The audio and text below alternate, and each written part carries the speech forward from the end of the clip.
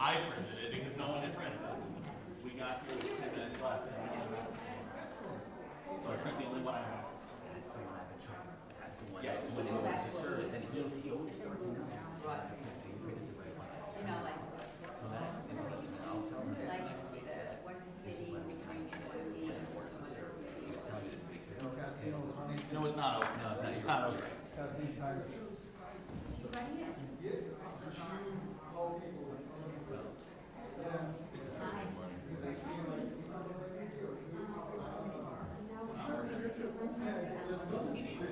What?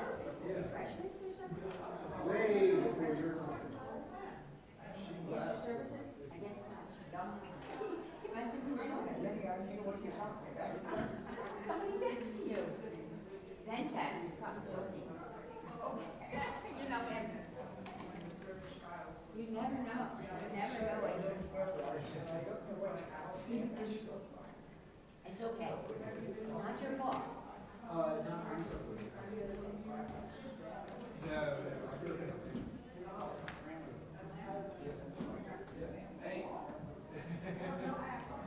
Well, Michael. I already got one. oh, Yeah, I appreciate that though, yeah. You want an extra one? That's all right. No, I'll take one. How are you? I hope somebody's gonna tell me who Gen Z is. You know who Gen Z is? Who's Gen Z? That's my joke. But we're here. Some, What age? Yeah, we gotta figure this out. Otherwise, I'm just not.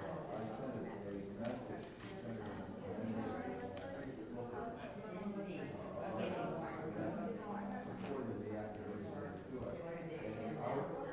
My age. How old is it?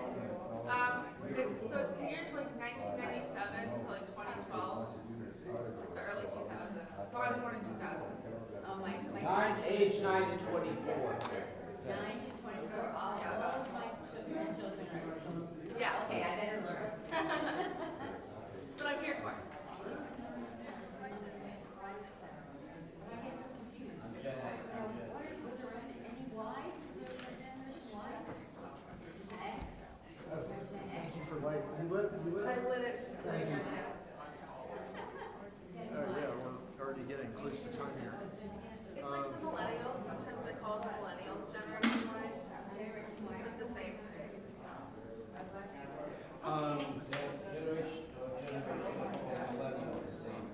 Oh, okay. The That's what they have that two names. just so you know, Yeah. the sermon So everything. and you are correct. Oh, I do see that. Yes. No, I was like, yeah. I have it in the slide. That's last. Yes. So I put in all I'll the say descriptions, something. everything on the videos, like they are on YouTube, Willis Family Promise on Facebook. Reading Willis is Family from. Promise. Then it's probably for the No, because I think subscribe it from here. let me look at those. That's how I do it. Yeah, right. That's why it's a problem. So every day, All the titles are from last week except you. it's a jolt. Yeah, he tends to edit the one that's not in orders of service. So he said, oh, can you change music for this one? And so I did. And since he's not here, the only access was to the document. I just said it right, which he never touched. That's right. Well, there's not going to be a reading by me. There's not going to be time for all of you. No, there will be time for all. It's just not. It's not the correct cop I meant. But you have to take it to the grading for every real time. Thank you for reminding me. I know. It is family. I do have all the rights to the reading. It's the same. This is the Okay, you know, I'm willing to bet. I don't think they're promise this week. I'm willing to bet that that's the one thing that she did. I can Everything else the rights, but for example, what's my superpower? Yes. Reading. Okay, yeah, well, this is the last one I should have done. But yeah, Joel starts it. I can send it to print right now, but the one that it should be is a share. Alright, yeah, no, I'll make it. announce each. I mean, I'm gonna announce the music anyway, and I'll announce all the things that are music that are. So are we gonna announce who really is then? I was planning on it after the song, so I can. Then you announce it, 'cause you also And I'll have invite the right. people to come up and Very well, we're that's watching a video of the story. That's the one, once my super. Yes. Okay, good. Yep.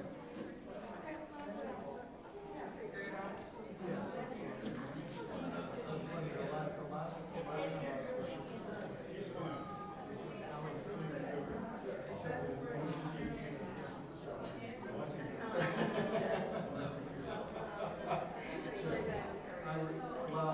I knew ahead of time, I knew one or two guys ahead, so I actually read this one. Okay. Fortunately, hey. Yes, you are in, where is it? Right there, special announcement. Okay. And I need to, so Dan, Don is going to also make a special announcement. So I'll ask him to come up first.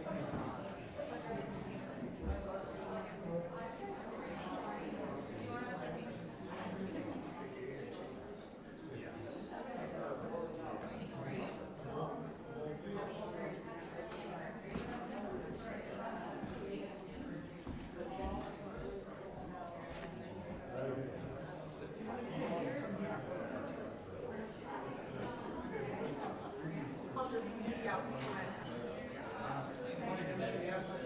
it's not online, it's not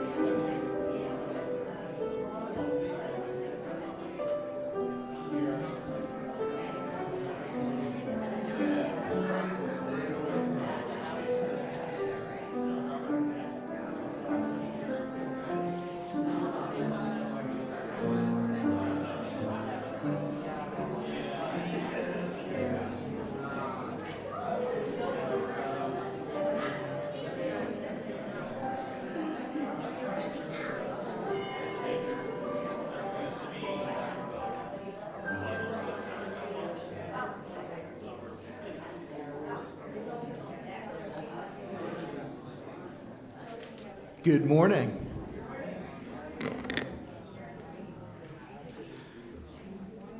Welcome, new friends and old.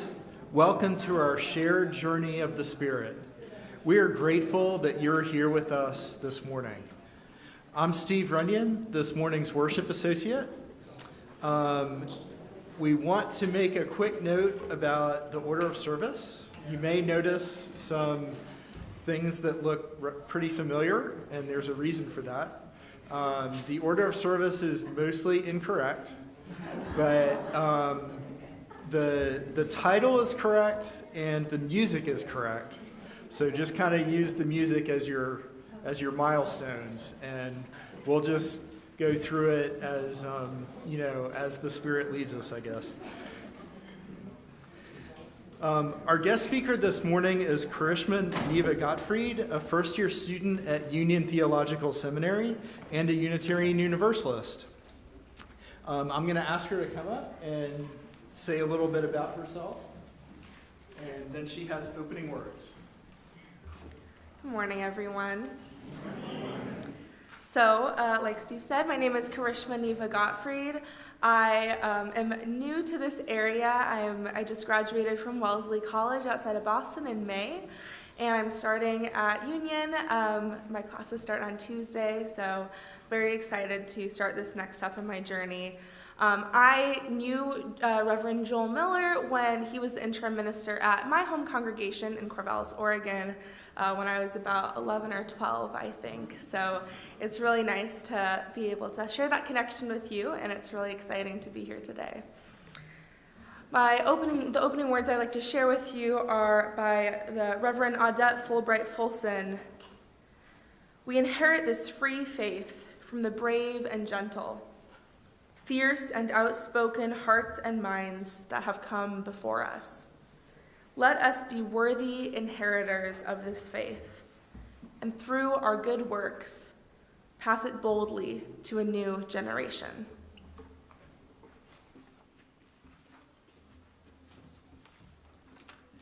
Now let's join in our affirmation while Krishna lights the chalice. Love is the spirit of this fellowship, and service is its law. This is our great covenant, to dwell together in peace, to seek the truth in love, and to help one another.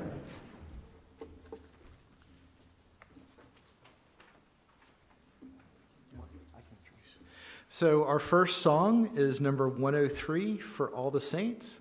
Please stand as you're able and join us in our hymn, first hymn. Good morning, everyone. You'll notice all the songs today are about work, about laborers' rights, those who labored, and this is probably the most quintessential Labor Day hymn, For All the Saints from whom their labors rest, which is a wonderful first line. And everything is on the screens, as you'll see. Thank you.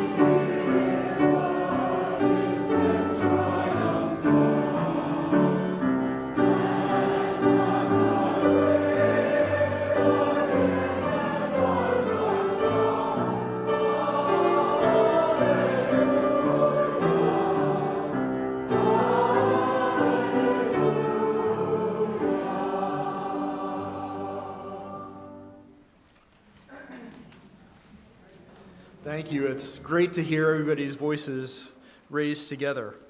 I completely bypassed the welcome and announcements, so let me do that now. We're a community of many ages, so we cherish our children and our youth, and we welcome the sounds of babies and children among us. We dream of the day that the cooing baby's here. No, none at the moment.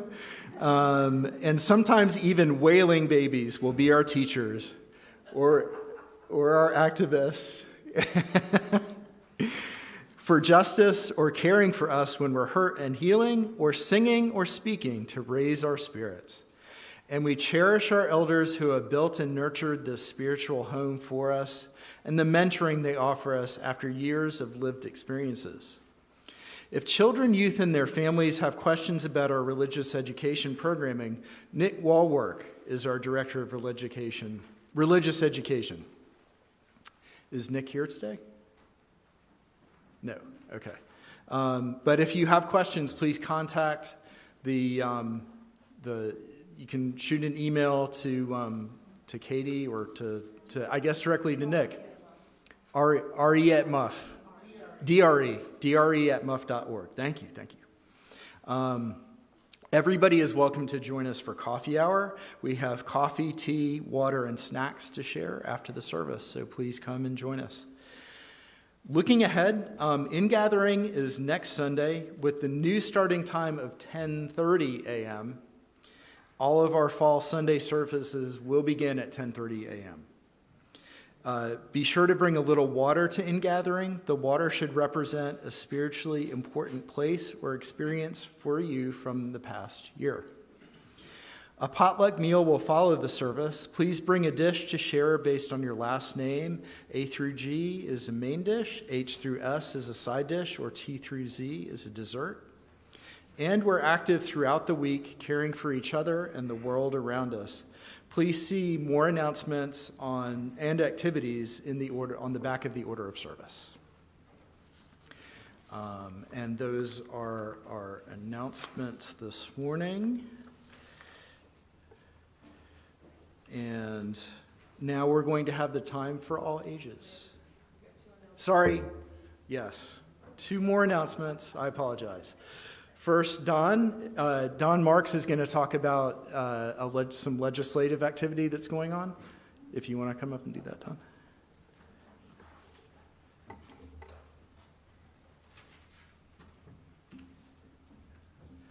Hey, good morning, everyone.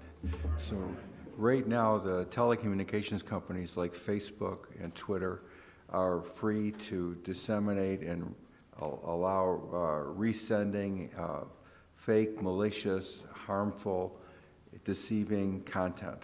And actions like that have a great potential to influence the 2024 elections. So right now, the telecommunications companies are safeguarded from lawsuits hiding behind the outmoded Telecommunication Act of 1996, at which time there was no social media company. So Senator Warnock has introduced the legislation, Senate Bill 260, and that is called a Safe Tech Act. And I've written to Senator Menendez in New Jersey to urge him to support the Safe Tech Act, which is going to be very important for the upcoming election. And actually, both parties support the Safe Tech Act because they look, for different reasons, they look at it as a way to suppress the communication of the other party. But it still has a lot of good potential to it. And if anybody would like to support the Safe Tech Act and you'd like to know how to directly communicate with Senator Menendez and our other senators in New Jersey, just contact me, and it's a very easy way to do it using text messaging. Thank you. And now Nan Perigo has an announcement from the Ministerial Search Committee. Good morning, fellow searchers. I'm Nan Perigo. I'm one of the co-chairs of the Ministerial Search Committee, and we are in the middle of getting our congregational survey results. About 60 people have responded so far, which is great. And we know that there are some issues. So we are going to have a help session after the service. And if you're having trouble signing in or having trouble figuring out how to get the survey going, please come see us. Carol, me, Craig, Joe, we'll all be in there with our computers and Barbara to help you out and get you started. So make sure that you get that survey done by September 20th. And then starting that week, we'll be starting our, what I like to call search parties, but our cottage meetings and focus groups. And we'll be having larger discussions based on some of the information that we're getting from the survey. So please get those surveys in and let us know if you're having any trouble. Thank you. And thank you, Nan.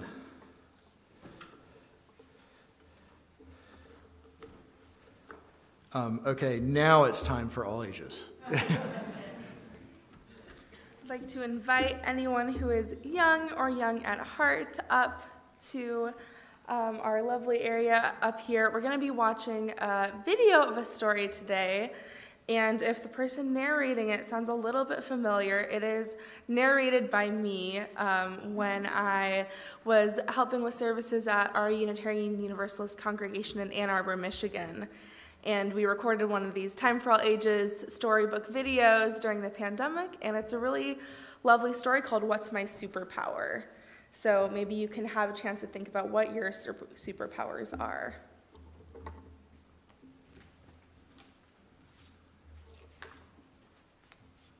In a little house, in the very middle of a small town where winter is always longer than summer, a little girl named Nelvana lived with her mother.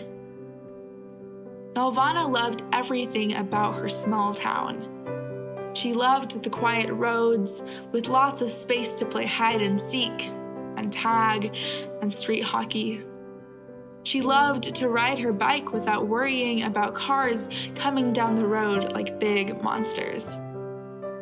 "Anana," Nelvana said to her mother one day, "if I had a superpower, I could fight big monsters, you know?" "Yes, Panik," her mother replied as she stroked Nelvana's hair. "Do you think I'll ever have a superpower?" Nelvana asked. "I don't know, Panik. Maybe," her mother said with a smile. Nelvana always thought about what it would be like to have superpowers. Everywhere she went, she wore a yellow cape made from a blanket and a pair of snowmobiling goggles resting on her head. On the first day of school, Nelvana was in gym class when a boy named Davide ran into the gym so quickly he was just a blur. All the other kids tried to race him, but he was faster than all the kids in the class. "Davide, you have a superpower," Nelvana excitedly told him. "You can run faster than a ski-doo." "Do you think that's true?" Davide asked her, beaming. "I know it's true," said Nelvana, "but I wonder what my superpower is." Nelvana went home after school and told her mom all about Davide. "He was so fast, he almost burned the floor of the gym," Nelvana told her. "He was like the wind on a blizzardy day." "Wow, he really must have super speed," her mother replied. "If Davide has a superpower, does that mean I can have a superpower too?" Nelvana asked. "I'm sure we'll find out soon," her mom said. Nelvana imagined herself flying in the sky, or talking to animals, or even breathing underwater. The days began to grow colder, but that did not stop Nelvana from going to the playground to play with her friends. One day, Nelvana saw her friend Mata swinging so high that it looked like she was going to loop around the swing set.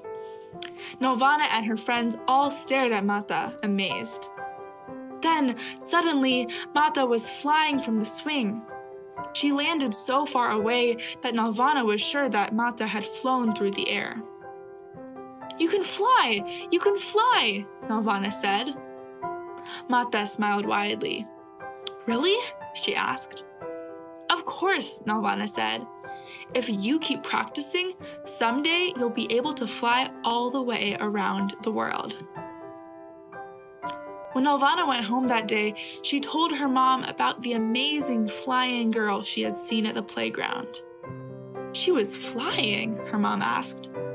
Well, she was jumping very far, Nelvana explained. But I think she'll be able to fly for real, if she keeps trying. Nelvana started jumping around the house, off the couch and the tables, trying to see if she could be like Mata. I don't think your superpower is flying, Panik, her mom said. But don't worry, we'll figure out what your special talent is soon. The next day, Nelvana and her friends brought their sleds to the big hill next to their school to go sliding. Nelvana's cousin, Jonasi, was already at the top of the hill building an inukshuk. All across the top of the hill, there were snow sculptures of animals and snowmen, and even a whole igloo. Jonasi, did you make these? Nelvana asked. Yup, he said. All of them. Even that polar bear right there. It was easy. What else can you make? She asked. Anything. I can make a caribou and maybe even a monkey. I can make things out of rocks and even ice. Is it your superpower to make things? Nelvana asked. Can you build whatever you can think of? Yup, he replied. I can build anything. Nelvana told her mom all about Jonasi's superpower. Panik, didn't you know that Jonasi's dad has that superpower too? Jonasi is going to be a carver just like his father.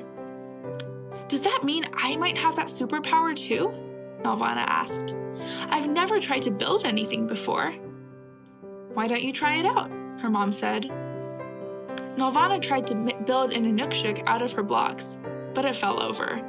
She tried to make a house out of her Legos, but it was too hard. She sighed. I guess it's not my superpower. Her mom hugged her tight. I'm sure we'll figure it out soon, Panik. Nelvana kept finding friends who had superpowers whenever she went out to play.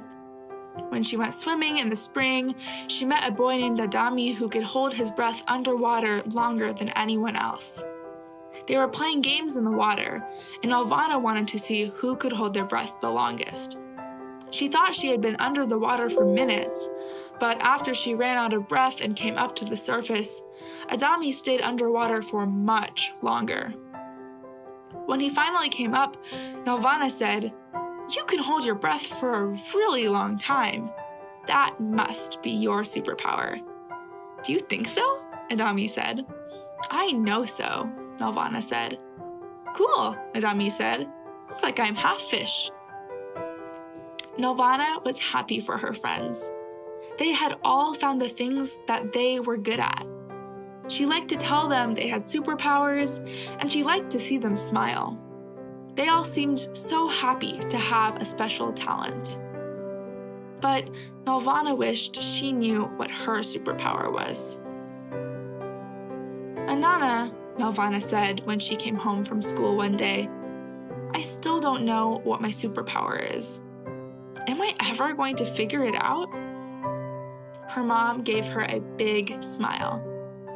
I think I know what your superpower is, Panik, she said. Nelvana looked up at her mom, excited but confused. What is it? Can I fly like Mata? Or am I really strong? No, Panik, can't you see? Her mother asked as she hugged Nelvana close. Your superpower is making people feel good about themselves. Nelvana smiled. I think that's a good superpower to have, she said.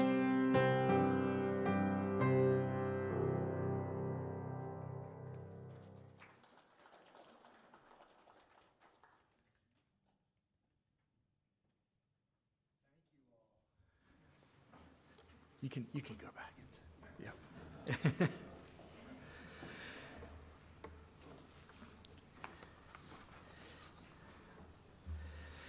Every Sunday, we include in our worship service a time to share and acknowledge significant life events, births, graduations, deaths, and other significant life accomplishments, losses, and changes.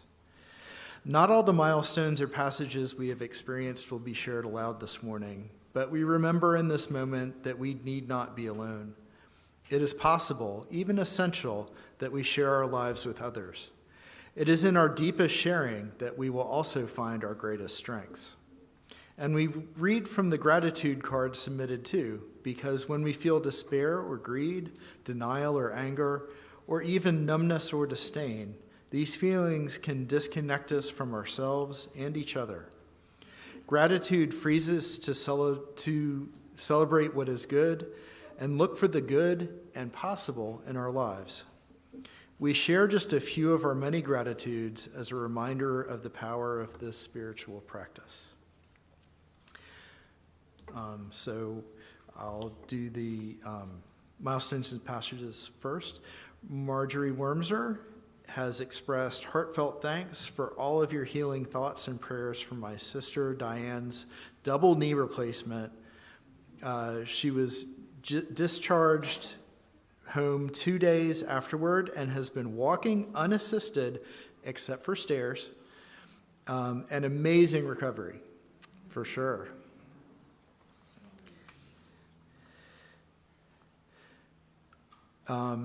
Allison Chase was discharged home yesterday. She expressed gratitude for her excellent medical care and support from family and friends. And Judy Bjorklund has said, my condolences to all the Jimmy Buffett fans. Yes, indeed.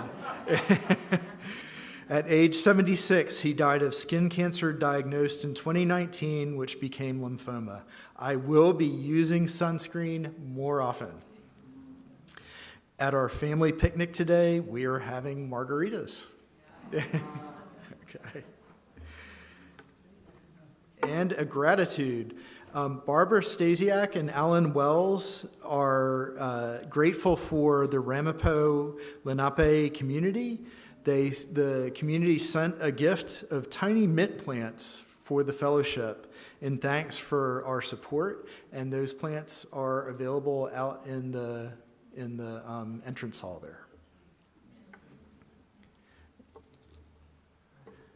All right, if there are no other milestones, passages, and gratitudes, then it is time for our meditation.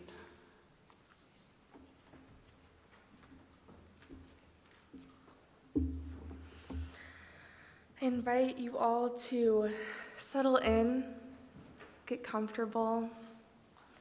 If you'd like to close your eyes, you're welcome to, or soften them.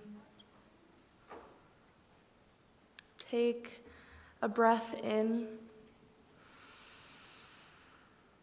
and out.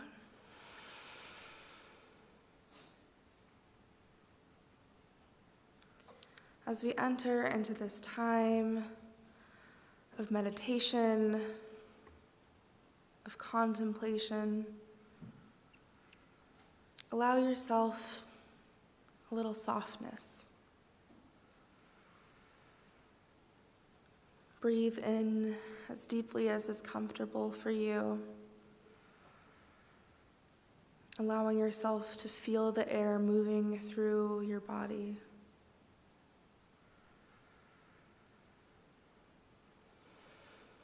Notice the way your body connects to your seat or to the ground. Notice the way the air feels as it moves around you.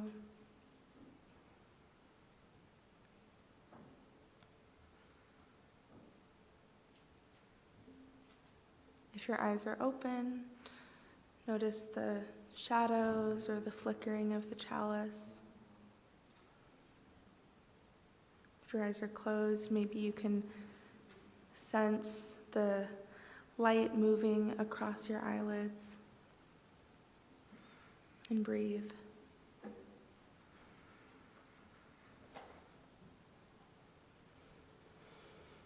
Our time together on Sunday mornings is just one opportunity in our busy weeks to pause, to breathe, to be together in community. Maybe you have other times in your weeks where you're able to do that.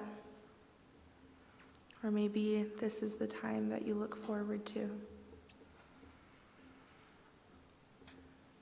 But let this time serve as a reminder that all you need to do is just take a breath. Just spend a moment focusing on your breath.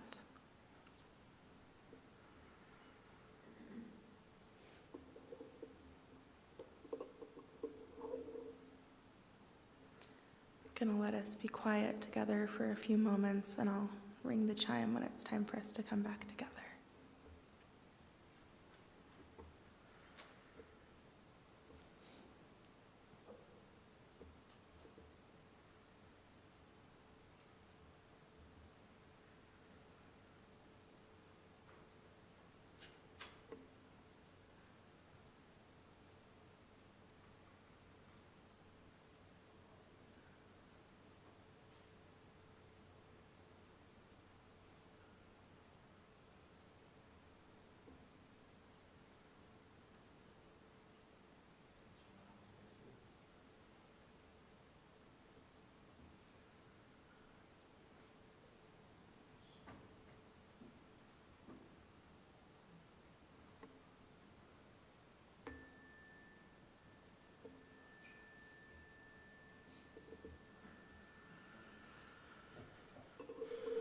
As we rejoin this space together, I invite you all to take one more breath together. Let's breathe in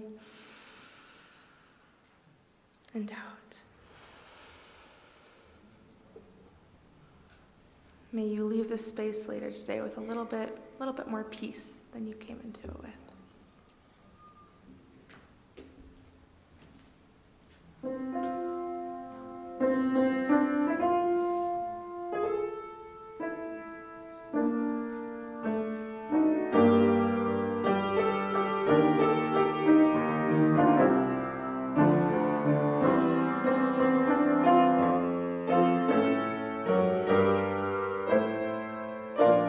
Please stand, those willing and able.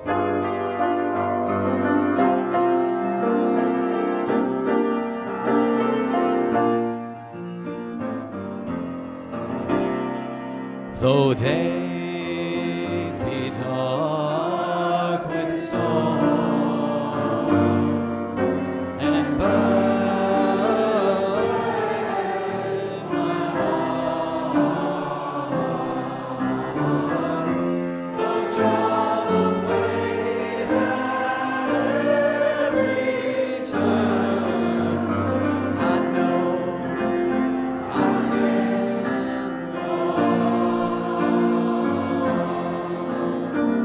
go.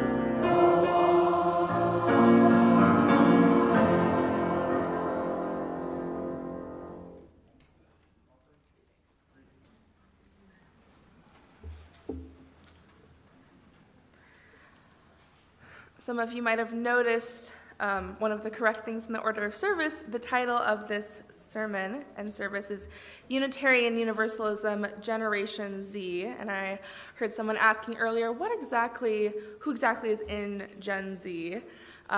It's always like a little bit of a range, but really it's the ages of people born between 1997 and 2012, more or less. So people who are about to be teenagers, and just finished up college, about that age. I'm Generation Z. I just graduated from college in May. And another person who is right on the cusp of Gen Z is the poet Amanda Gorman, who was the youngest inaugural poet in U.S. history when she performed her poem at President Biden's inauguration and was the first youth poet laureate. And I'd like to share one of her lesser-known poems today with you all. It's called Miracle of Morning, and she wrote it during the beginning of our ongoing COVID-19 pandemic. I thought I'd awaken to a world in mourning, heavy clouds crowding, a society storming. But there's something different on this golden morning, something magical in the sunlight, wide and warming. I see a dad with a stroller taking a jog. Across the street, a bright-eyed girl chases her dog. A grandma on the porch fingers her rosaries, and she grins at her young neighbor as her young neighbor brings her groceries. While we might feel small, separate, and all alone, our people have never been more tightly tethered. Because the question isn't if we will weather this unknown, but how we will weather this unknown together. So on this meaningful morn, we mourn and we mend. Like light, we can't be broken, even when we bend. As one, we will defeat both despair and disease. We stand with healthcare heroes and all employees, with families, libraries, waiters, schools, artists, businesses, restaurants, and hospitals hit hardest. We ignite not in the light, but in lack thereof. For it is in loss that we truly learn to love. In this chaos, we will discover clarity. In suffering, we must find solidarity. For it's our grief that gives us our gratitude, shows us how to find hope if we shall ever lose it. So don't ignore the pain. Give it purpose. Use it. Read children's books, dance alone to DJ music. Know that this distance will make our hearts grow fonder, and from a wave of woes, our world will emerge stronger. We'll observe how the burdens braved by humankind are also those moments that make us humans kind. Let each dawn find us courageous, brought closer, heeding the light before the fight is over. And when this ends, we'll smile sweetly, finally seeing that in testing times, we became the best of beings.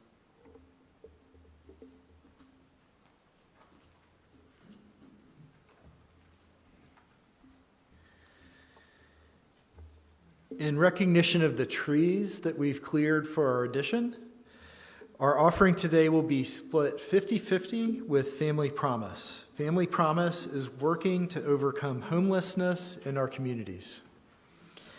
Donate via the text-to-give number 73256 with keyword MUF followed by the dollar amount. Please select Sunday offering from the menu, or you can give online at muff.org/give.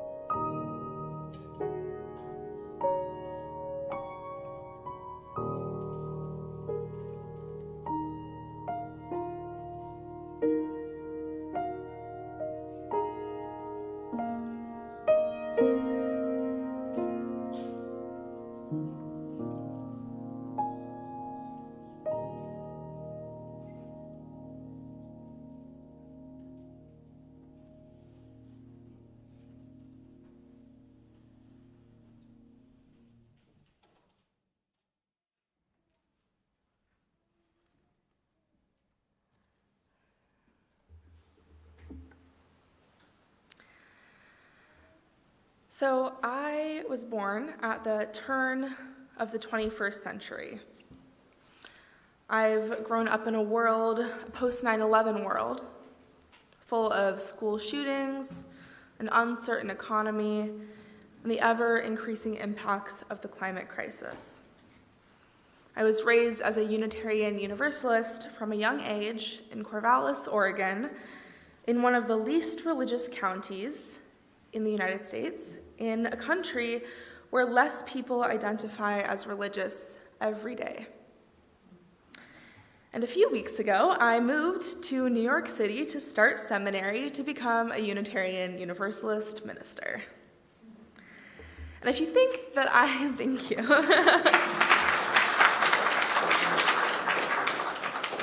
Well, if you think that I look young now, it actually might shock you to hear that the first time I guest preached outside of my home congregation was the Sunday after I bridged. Bridging is what we call the ritual transition from youth to young adulthood, generally recognized around the same time as a high school graduation. And the attrition rate for Unitarian Universalists who bridge is staggeringly low. There aren't any recent statistics, but the oft-cited number of UUs in our congregations who were raised in this faith is 12.5%. And even as those numbers fluctuate over time, it's clear from both our limited data and anecdotal information that the vast majority of Unitarian Universalists do not continue to stay a part of our congregations when they grow up. And this has been the case for decades and generations. And as a part of this newest generation of Unitarian Universalists who are growing up and out of our faith, I don't want this to keep happening. Now, Unitarian Universalism is going through significant cultural and theological shifts right now. As a predominantly white, progressive religion, Unitarian Universalists have often been self-congratulatory in the face of performative and sometimes real activism, but have neglected to look within and confront the ways in which the culture of white supremacy has permeated all aspects of our institutions. And as seats empty across the country and fewer people identify as religious, Unitarian Universalism must find a way to justify its existence today. We must define ourselves not in opposition to the religious traditions we come from, but the religion we want to be today. A few years ago, a candidate for the UUA Board of Trustees released a campaign statement where she stated that the younger and/or marginalized identifying people want to take Unitarian Universalism in a profoundly different direction. And she suggested that we leave the Unitarian Universalism we were raised in and form our own branch. And she even offered up a name for us, 21st Century UUs. And as a younger and marginalized identifying, whatever that means, UU, I don't want to start a new branch of our faith, and I don't want to take it in a different direction. I want to be in community with all of you and continue on the path towards liberation and justice that we have always been marching down as we continuously attempt to draw the circle wider and bend the arc of the universe towards justice. And that's why I spent the last year writing an honors thesis for my undergraduate degree in religion at Wellesley College on modern-day Unitarian Universalist theology, inspirationally titled 21st Century Unitarian Universalism. After all, that is the century we are living in. I'm dedicated to helping Unitarian Universalism to be the faith that I always expected it to be. I believe that Unitarian Universalism has the potential for a rich, deep theology that brings with it the heretical challenges of our forebears, the curiosity and reason of the Unitarians, the welcome and love of the Universalists, and the innovation and promise of what we can learn and do together as 21st century Unitarian Universalists. Now, Unitarian Universalism in 2023 looks nothing like Unitarianism or Universalism in 1923 or 1823 or in any time before now. As Octavia Butler writes in her novel, The Parable of the Sower, the only lasting truth is change. Bless you. Although every religion and denomination goes through significant changes through the ages, Unitarian Universalism is defined by its constant need for development. Unitarian Universalists believe that the search for truth and meaning is unending, and that there is always more to uncover about the universe. Because we're bound together by covenant, not creed, what makes us Unitarian Universalists is our commitments to each other, whatever those may be and however those may change throughout time. And one example of these changes is on a denominational level, with the ongoing conversation about our bylaws as the Unitarian Universalist Association of Congregations. In the fall of 2020, a commission of Unitarian Universalists first gathered to begin the process of reviewing and revising Article 2 of the UUA bylaws. You might have heard of that. That Article 2 contains the principles and purposes of our association and its member congregations. And while not a creed that individual Unitarian Universalists are required to follow, it is an agreement that congregations like this one and covenanted communities adhere to as members of our association. And Article 2 was last revised in 1985, when the 7 principles as we know them today were established. This new proposal will have its final vote next year at General Assembly 2024, where a 2/3 majority vote will be required to officially adopt it. But so many of the other changes we need to make are at a local and congregational level. They're about the real experiences that our newcomers have when they walk through our doors or log into Zoom for the first time. Are they tokenized and put in brochures before they've even signed the membership book? Or are they completely ignored and passed by as they stand against the wall during coffee hour? Do parents of boisterous children feel welcome in worship, even when their kid is making noises? And do congregants working minimum wage jobs feel included during pledge drives when they barely have enough money to make rent? Now, besides guest preaching, most of the work I do right now is done outside of our congregations. For the past few years, I worked with the Sanctuary Boston to build a campus ministry network among schools in the greater Boston area to support emerging adults searching for a welcoming spiritual community. I also launched the TikTok account at Unitarian Universalist in 2020, becoming one of the first people on TikTok to post viral videos about Unitarian Universalism. And since then, I've gotten over 17,000 likes on my videos, and there are dozens more creators out there sharing our faith with the world. And both of these things have allowed me to connect with people who probably wouldn't show up here on a Sunday morning, or at least they wouldn't have if not for those initial connections. I can't tell you how many comments I've received where someone says after watching one of my videos that they looked into Unitarian Universalism and decided to go check out their nearby congregation. And I've worked with students who went to youth group regularly in high school but never thought about going to church in college before connecting with our campus ministry program.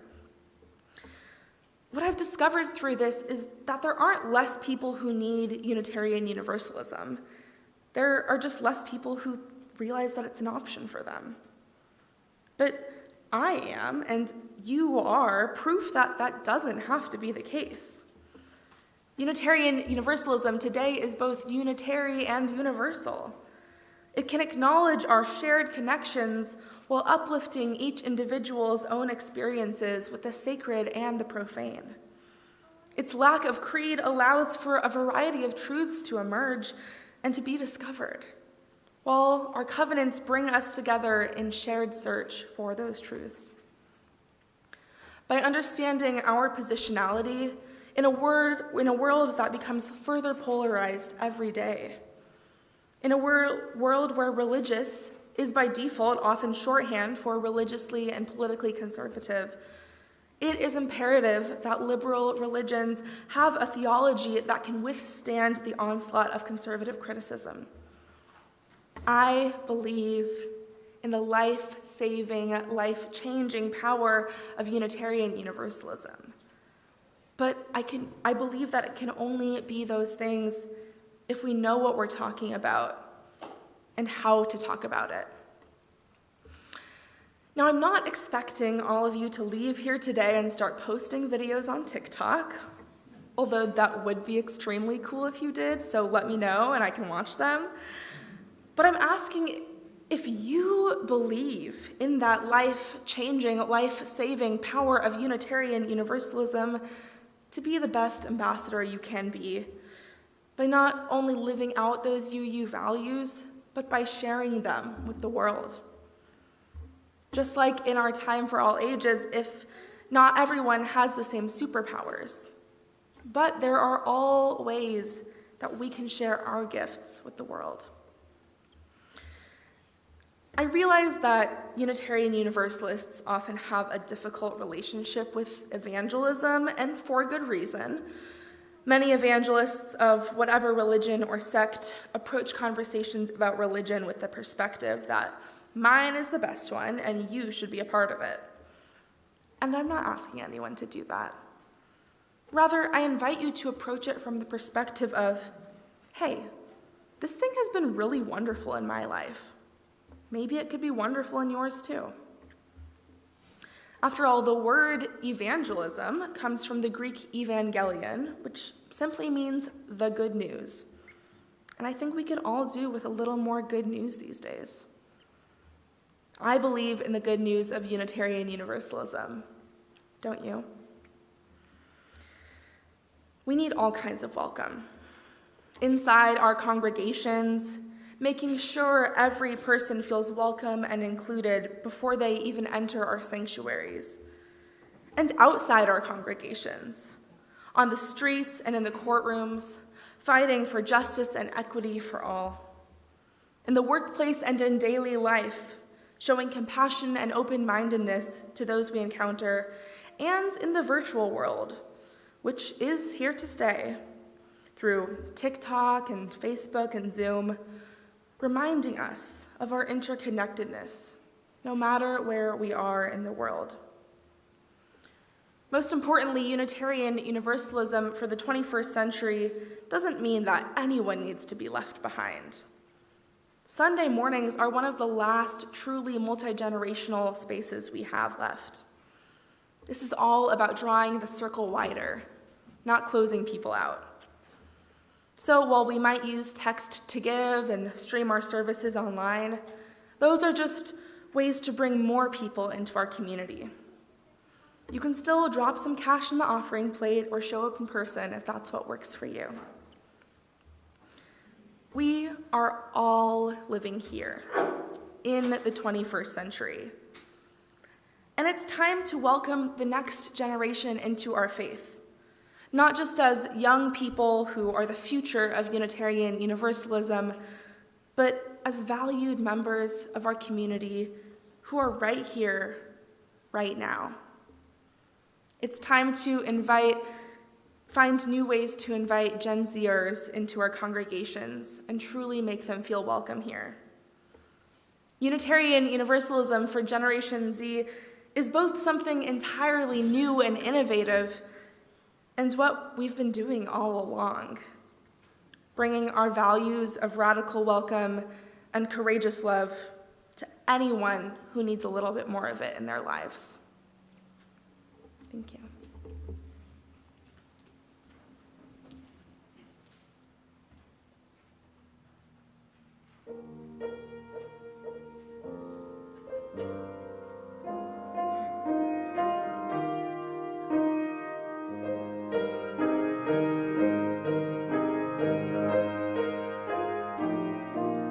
Please stand, those who are willing and able.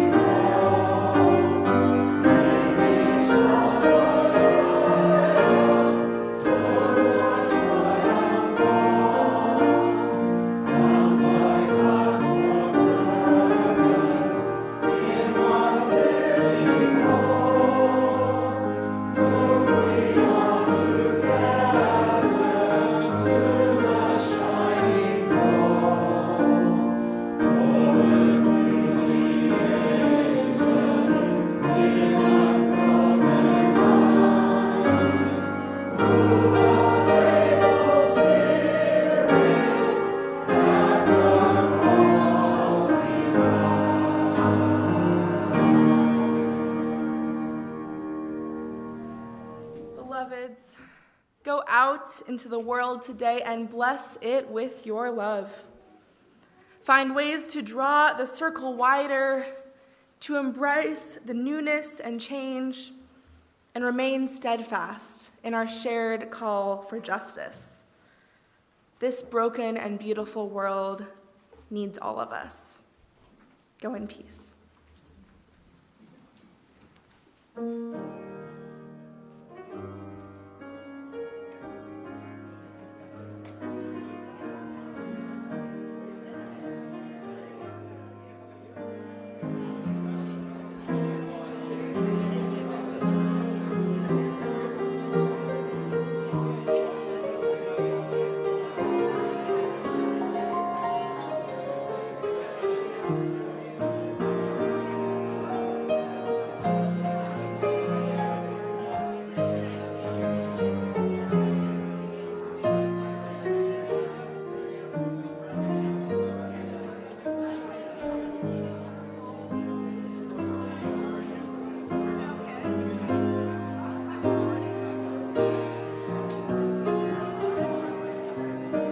Hey.